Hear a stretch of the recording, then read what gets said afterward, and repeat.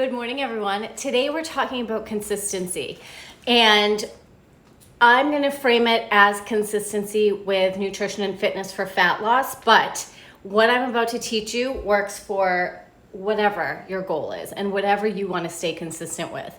So I'm going to give you my basic formula. So first thing I want you to do though, before we even get into that, is I want you to drop in the comments, whether you're here live or watching the playback, what your one thing you want to get consistent with is. Is it some nutrition habit? Is it some fitness habit? Is it some mindset habit? What's the one thing you want to get consistent with? And it's really, really important to get really clear on that, because we can't just say, I want to be consistent with fat loss, because fat loss has so many different elements to it, right? And this is actually step one of the basic formula. So you know what? Let's just dive in. So pop your one thing you want to get consistent with in the comments. And then if you really want to get into this, take out a sheet of paper and down the left-hand side, write basic. So B-A-S-I-C. So B stands for the one everybody hates and the step everyone likes to skip, baby steps. I say this every time I talk about consistency. The more of an overhaul we do, the more our plan disrupts our day-to-day life, the more change we try to implement at once, the more inconsistent we're going to be. If we can just hone in on baby steps, one thing at a time, we will be so much more successful no matter what the goal is. Because when we try to do all the things at once, we end up doing nothing. And it's not your fault. It's just how our brains are wired. Our brains don't like change. They don't like anything that's different. They want things to stay the same. So that's why when it comes to dieting or exercise, we'll get on a kick for like a week or two. But if it's too far off from what we've already been doing, your brain's going to talk you right out of doing it. And so the easier you can make this, the simpler you can make this for yourself, the better. So baby steps can be like implementing water before coffee every day. If your goal is fat loss, if your goal is more energy, if your goal is better skin, if your goal is to just feel better, to crave less, to snack less, water before coffee should be your one thing. That should be baby step number one. It changes everything.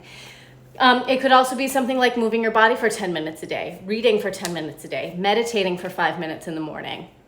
But you're just gonna start with that one thing, and then you're gonna master it for a week or two, maybe 3. And as it just starts kind of becoming a part of what you do, then you can add in another small thing. But it's piece by piece by piece. I promise you, if you overhaul anything, if you make anything even a little bit more complicated than it needs to be, it's not gonna work. And you're gonna stay frustrated and you're gonna stay stuck. Okay, so B is for baby steps. A is for accountability. So often we try to make, especially when it comes to fitness, especially when it comes to nutrition, especially when it comes to fat loss, we try to do it alone because we think we should be able to do it on our own. But the fact of the matter is, nobody has ever taught you how to do this stuff in a way that actually works, in a way that's gonna work for you for the long haul. We're just not taught how. Because what we're taught instead is dieting. What we're taught instead is how to try to fit ourselves into a little box and follow somebody else's rules with no consideration for our lifestyle, our preferences, and the foods that we like, the foods that we don't like. I remember one time, I hate all seafood. I just don't like it. And there was this one diet I was on that wanted me to eat tilapia, and I was like force feeding myself tilapia. It was disgusting. It was stupid. And so it's no wonder like it didn't work, right? But this is where accountability comes into play. It's so easy to talk ourselves out of doing the things that like we know that we should be doing to get to our goal, right? Like you want to build muscle, you probably know that, I lost my notes. That's okay. If you want to build muscle, you probably know that you need to be lifting in the gym, right? But if you're having a hard time getting to the gym and doing the thing, are you going to build muscle? No. If you know that you want to lose body fat, but you're having a hard time figuring out a plan that works for you, you need to get with somebody who can help you. I can help you do that. Accountability is so key. Here's how my clients use it. So one of my clients will text me each week. She goes to her trainer twice a week. And then she wanted to start going to the gym by herself once a week. So she would text me the night before and say, I'm going to the gym. I'll text you when I get there for accountability. And even on the mornings where she really doesn't want to go, she's like, I'm here, don't want to be here, but here I am. And that accountability piece is so key. And every week she says to me, if I didn't text you, I wouldn't have gone. Last weekend, I had a client text me because she was going out for drinks with her boyfriend, and she's like, I really want to stick to 2 drinks, and I need help staying accountable to this. So I simply asked her, I was like, okay, what's your game plan? Like, what kind of drink are you going to order? Is it going to be a cocktail or a wine? And she said, cocktail or a wine. And then she texted me later that night, and she was like, I just had one. I didn't feel a need for a second one. It's so useful to have accountability, to have a coach who you can check in with to make sure you're doing everything that you say you want to do to get to your goals. And accountability is great too, because if your goals change, or if you figure out that some part of your plan isn't working for you, it's so easy, like for me, to go in and just change little things about my clients' programs. It's so simple. But again, you aren't trained to do that. I am, right? Nobody's taught us how to do this stuff on our own. So you shouldn't be able to do this on your own. That's crazy. That's crazy. That's like never working out before and walking into like Gold's Gym and saying, I should just know how to deadlift and squat and bench press. I should just know how to do that. You've never been taught. It's crazy. And it's the same thing with nutrition. We think we should be able to do it because we need to eat to survive, right? But no one's ever taught you how to do it in a way that keeps you sane and gets you the results you want. Instead, what you've been taught is how to eat in a way that makes you crazy, get temporary results, and then spring back to what you were doing before, if not worse off, right? So accountability is key with consistency. The next one is structure. So what's your workout plan? What does that look like? And when are you going to get those workouts in? What's your meal plan for the day or for the week? Is it balanced? Is it full of protein, fat, and fiber? Are you feeling satisfied after those meals? What's your sleep schedule like? What is your mindset work schedule like? You need a little bit of structure. Now, I'm not somebody who's like, I don't hand out meal plans. I don't do that. They don't work ever for the long term. They can work temporarily. You do need a little bit of structure though. You don't have to, like I said, with dieting, it tries to fit you into this box. You don't have to do that to yourself. But what you want to do is know exactly what's coming up. Like, okay, it's 9 a.m., that's my workout time. And then right after that is when I make my breakfast. And then right after that, that's when I journal. And then I get to work, or whatever it looks like for you, right? You do want a little bit of structure. We thrive on structure. We do. And if this last year of totally being thrown out of routine has taught us anything, it's how important just a little bit of structure is. A little bit of predictability can make us feel so good and so safe, especially for our brain, right? So that's the third one. S is for structure. I is for intention setting. We talked about this last week. Every morning when you wake up, you get to set your intention for the day. How do you want to show up? Do you want to be the person that sticks to your plan that you made, that gets your workouts done, that eats your meals, even if you'd rather eat pizza than your planned meal? Are you going to be the person who just says screw it and eats the pizza, which is fine sometimes? But when you have a big goal, are you going to stick to your plan, or are you going to always veer off when it gets a little bit hard? What kind of person are you going to be? How are you going to show up for yourself every single day?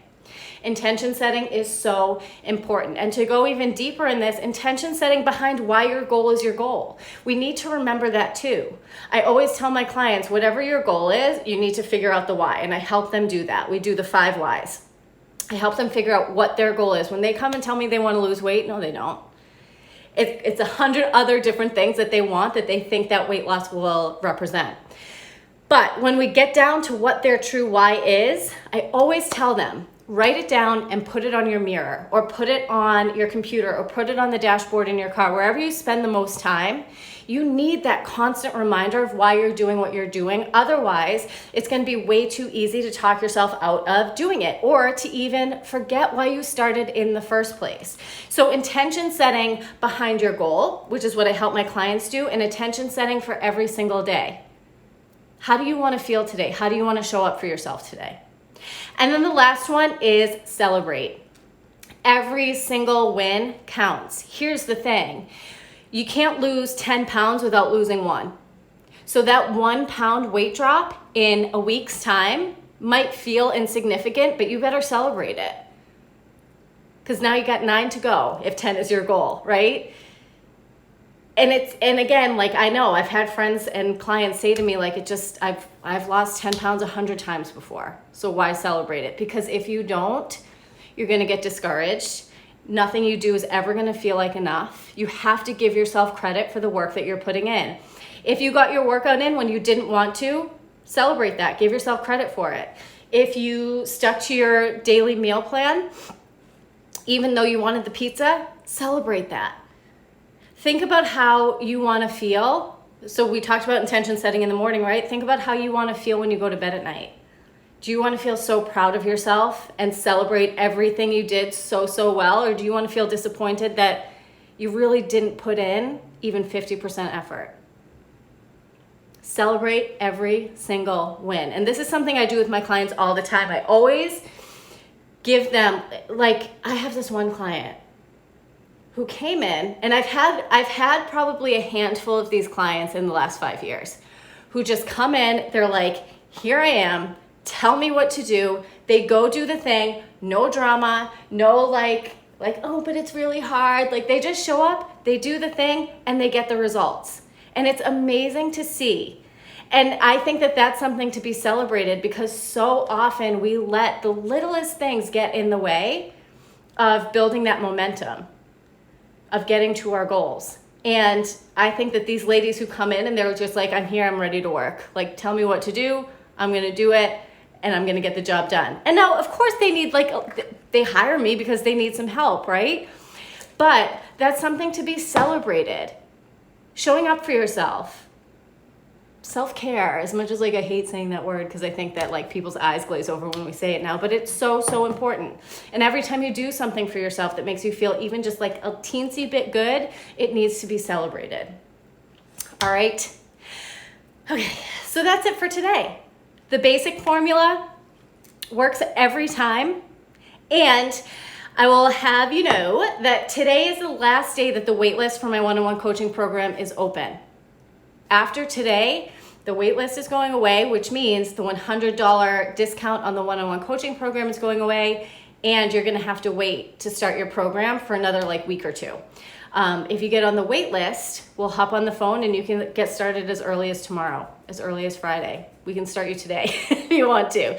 But this is for my action takers. This is for my go-getters. This is for people who are having a really hard time staying consistent with their nutrition and fitness habits and are sick and tired of just feeling frustrated about it, and they want their lasting solution. That's what I'll provide for you. We'll work together closely for 3 months, and at the end of 3 months, you'll be feeling amazing. That's it. The link to the waitlist is in my bio, so go ahead and click that. Check it out. If you have any questions, let me know, and I'll see you guys tomorrow. Bye.